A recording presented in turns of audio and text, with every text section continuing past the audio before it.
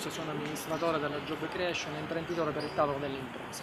Oggi siamo presenti a Piazza Repubblica per denunciare ancora una volta la mancanza di legalità da parte di un comune nell'oscurare 850 impianti totalmente abusive delle aziende Start Alessi, così come da pronuncia del CGA dell'8 luglio dell'8 maggio del 2015.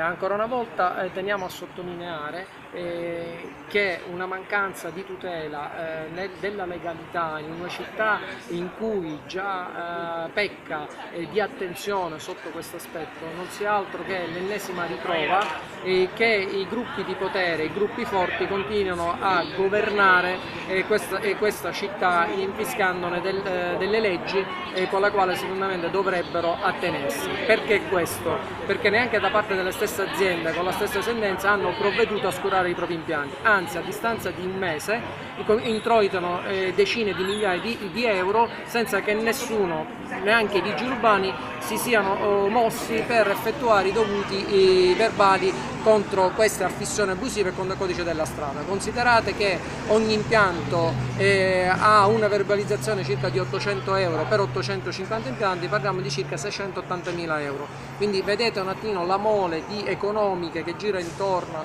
a questo genere di settore e vediamo ancora la latitanza di un ente che anziché far rispettare la legge ancora riesce a essere garantista di queste società.